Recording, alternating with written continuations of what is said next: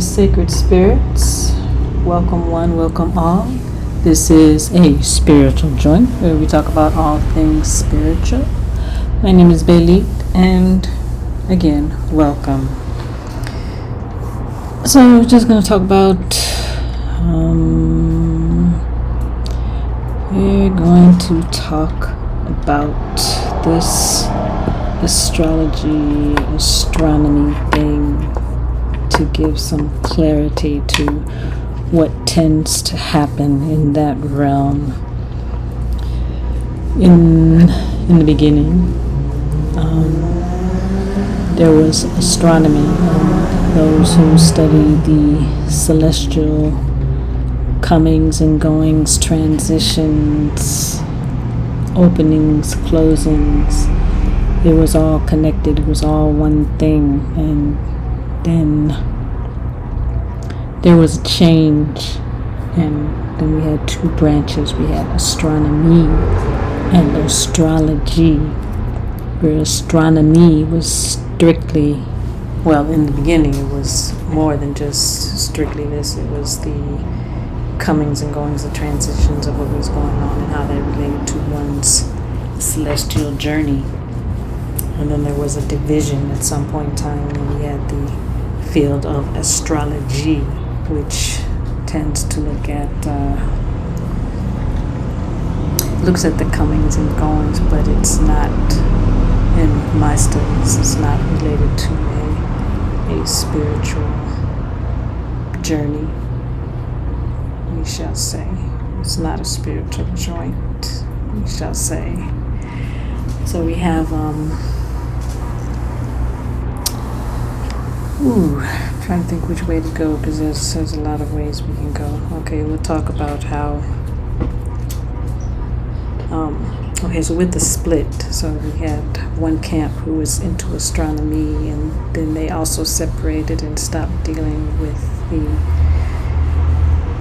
more intense spiritual undertakings, and astrology was studied, and they did delve into the celestial comings and goings. And then what happens is, with the studies, they learned that in addition to the travels of the planet that we are on throughout its galaxy, that as it made its cyclical trip, it also, on one of the axes of the planet, it also has a slight wobble as it makes its journey. So with that wobble and with the movement around the sun, we have about every 72 years or so, there is a difference of a degree, 1 degree, in terms of where the celestial placements are versus where they were at the time of inception, with keeping notes and keeping track of the comings and goings. So then this also brought about two main camps of, we'll call it astrology for ease right now. So we have what is called tropical astrology, which is the more mainstream, more well-known type. And then we have sidereal astrology, and that can be broken down into sidereal and true sidereal. And the difference between the two is that when they first started taking the notes, and this coincided to somewhat with the split between astrology and astronomy, as the wobble continued and the changing of a degree per every 72 years or so, the time when these celestial studies were started, the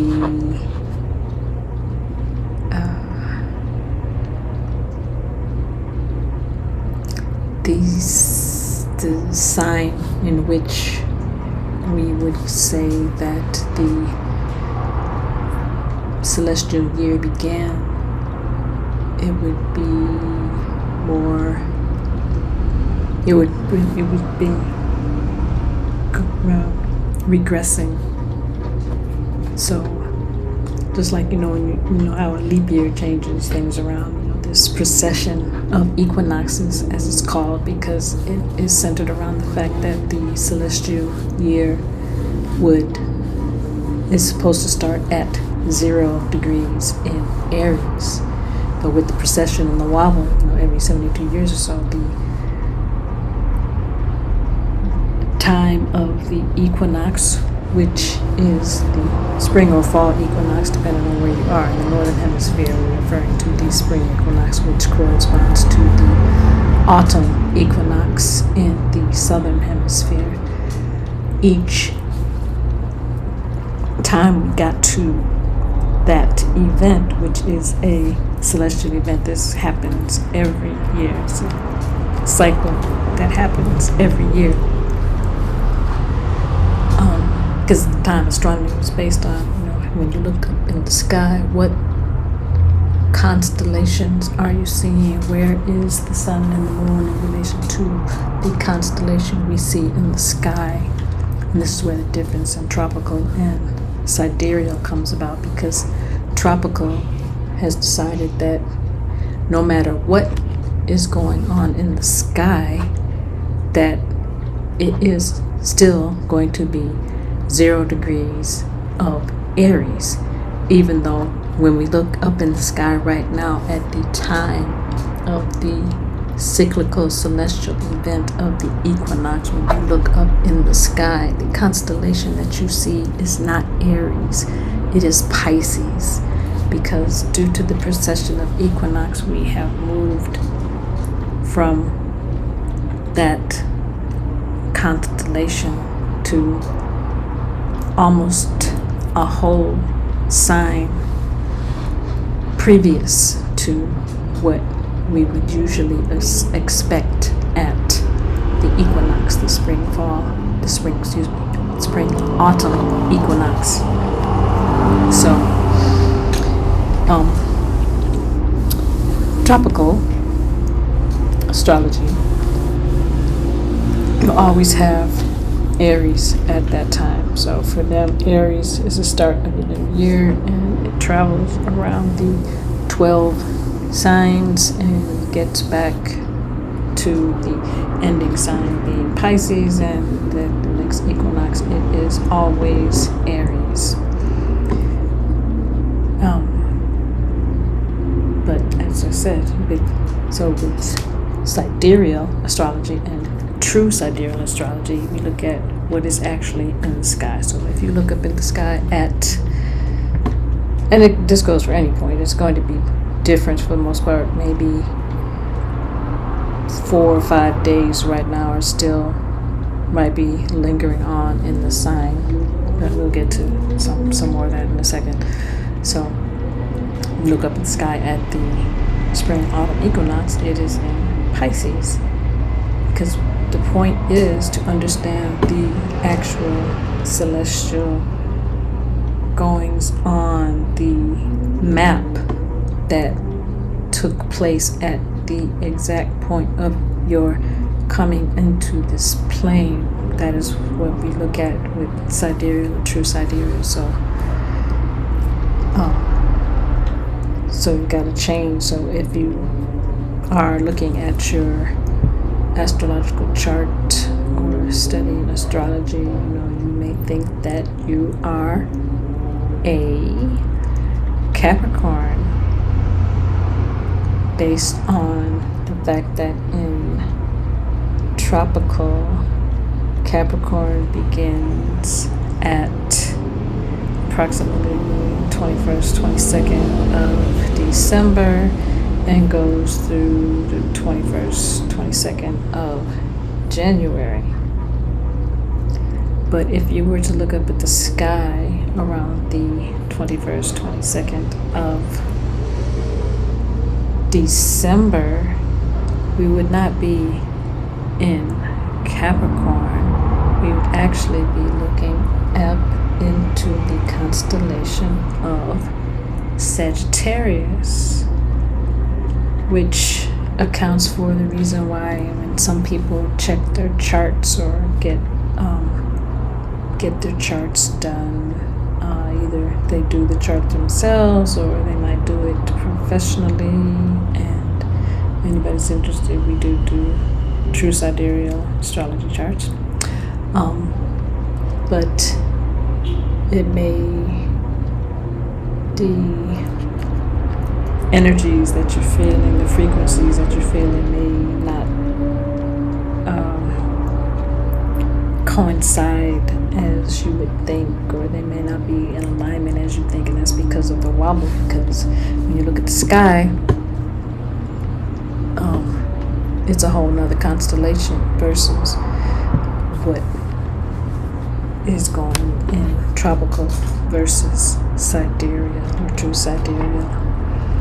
So also within each of these branches you have different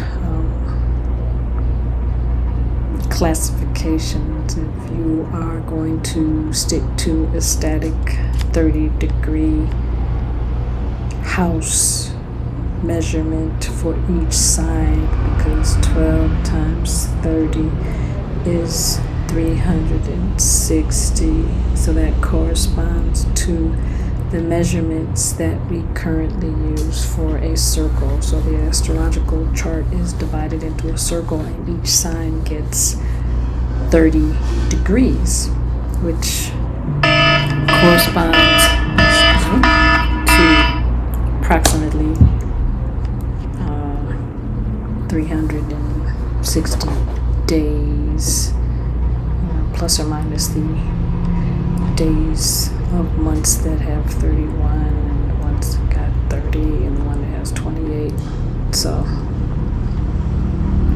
but truthfully, if you were to actually check the sign, which is where we were talking about a true sidereal, you would have, for instance, Pisces has a period in which the sun will stay in the constellation for approximately 42 to 45 days.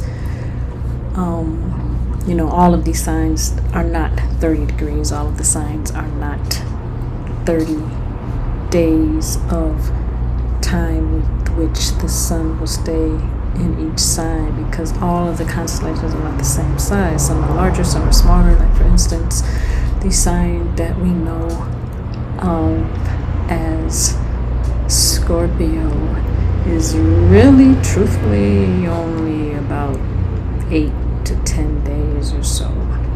And then there's also the subject of another sign that was in place at the beginning. The Greek name is Ophiuchus, but this is Obia. Some of you may know Obia. This was removed because the powers that be were trying to keep everything neat and contained in an easily manipulated, calculated reality. Because 360 divisible by 12, divisible by 3, 4, 2, 3, 4, 6,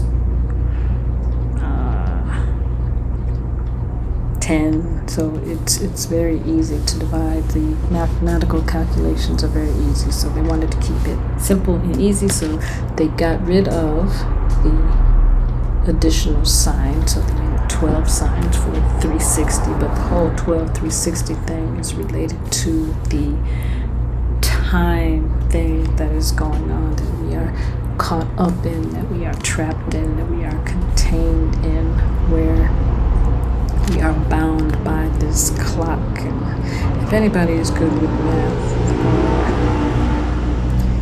or calculating things, send me a message. I have a project I'm trying to work on to get the actual numbers, because I feel we are based on the 1352, because if you look at many other ancient calendars, many of the ancient cultural calendars are based on a year of 13 moons.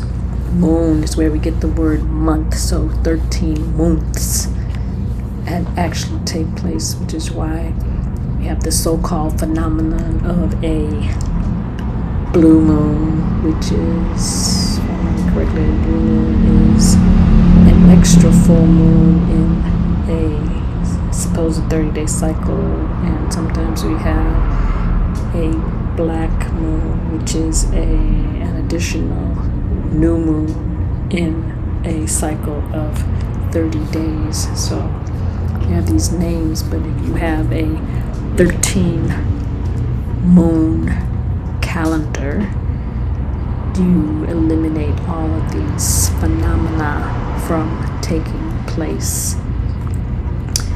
And if you look at the months as being equal, because the truth in how the months got their days is a lot of politics and politrics and vying for popularity and rights of the Rome had their calendar, the Julian calendar, which is based on one of these Caesars. Caesars are titles, are based on Caesar's Julius Caesar. At the time there were 10 moons, so he added his month, which was July, which was named after him, Julius July, and his month had 31 days. And then, not to be overshadowed or outdone,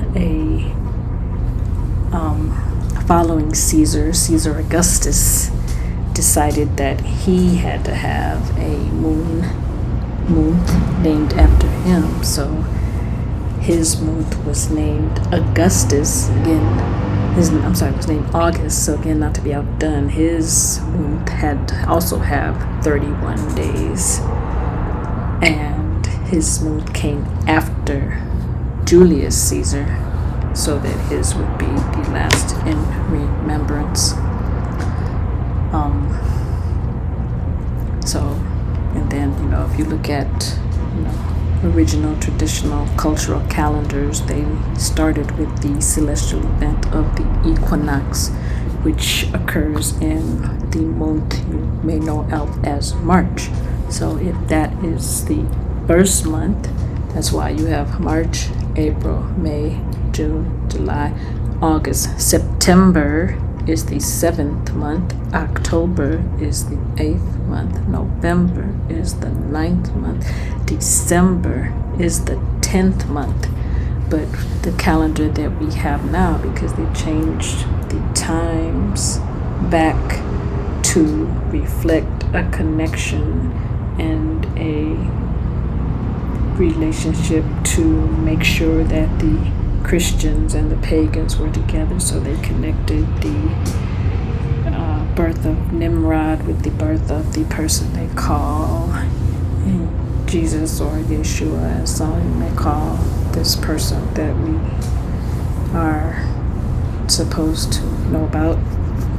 So to make sure everybody was connected when they made those births have the same similar story, it was easier to bring those people who were called pagans, and pagans were just people who were in cycle with the seasons, the times, the elements, the animals, those, animism, naturism. So to bring everybody under one umbrella, when Rome at the time was the ruling people of the time. So to bring everybody easily under them, they made that connection. And then also there was a time when they wanted to do something, so they called a meeting when some of the senators would not be available to make this vote. And with this vote, that's when they brought in January as the first month of the year to represent the god that they had called Janus, who was the two-faced god. So he would be looking back at the past year, and looking forward to the new year. So with these senators not there to be able to vote, they were able to make the changes that they needed to make. So there were some calculations that were wrong, even though many of these astronomers had studied sometime under the tutelage of those wisdom people from ancient Kemet, or what you call in Egypt. There were still some errors in their calendar, and so we followed the Julian calendar until around the 1580s, 1583, I believe, when Pope Gregory decided to make some corrections to make sure that the holidays that they followed were in alignment with the calendar. So I believe it was in March they added 15 days or so. So, you went to sleep March 1st and then you woke up the next day and it was March 15th. So all of these things are done to keep us off track, because with the calendar not being aligned, and especially if you live in a place where it is 4 seasons, how is it that in December is when you have the solstice, which is the day of the most sunlight, or the day of the least sunlight, that December, if you're in one of these other places, it's cold, it's gray, it's dreary, and then 10 days later, you have the beginning of the year, but you just entered into winter. So how 9 days, 10 days after that date, after the solstice, can you be coming into the beginning of the new year if you just entered into winter? Because the beginning of the new year is spring. If you think about spring, you talk about the birds are chirping and flying around, and you've got the flowers starting to bloom, and the earth is getting warm, and the sun, we just had the equinox, so the sun is going to start staying longer and getting brighter and getting warmer on the planet. The animals are out, the animals are enjoying each other and having fun. It's the rebirth of the year. So how could this take place in December? You gotta ask yourself, what's really going on? So that thing that throws us off, this whole daylight saving time, which is the most ridiculous thing on the planet. How you're not adding anything. All you're doing is moving the number forward or backward. You move it forward, okay, based on the numbers that you use to tell time. Yes, you will seemingly have an extra hour of so-called daylight, but what have you really changed? Nothing.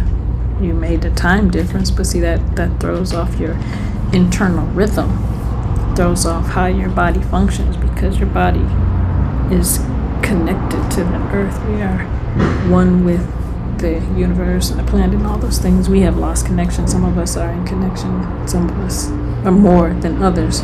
So if you are sensitive to those things, it feels strange when you have this arbitrary changing of time twice a year, still for no reason. The reason supposedly was in wartime, to give them more time to be warring. But, that's a whole nother story. But, so, just want to give a little information on this sidereal tropical thing, and we'll continue next time, because this is I'm not trying to go on too long. So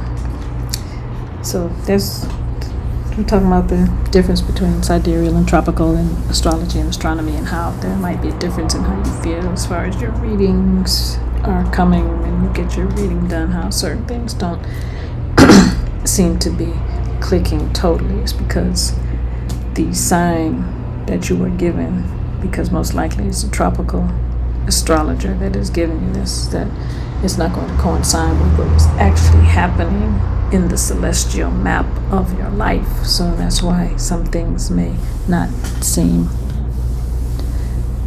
cohesive. So I've got the tropical and the sidereal. So those are two main things. Granted, some things may seem okay because, when you got this energy and everybody is caught up in this energy, it can raise the frequency and make the frequency connected to that seem like it's in alignment, but the true alignment is with what is actually going on in the sky, because that was the whole purpose, to have your true, authentic celestial map of the time when you were born. So that's what we have for this week. Hope you enjoyed information. If you'd like to get a true sidereal reading, will be in the little box, and we'll talk again.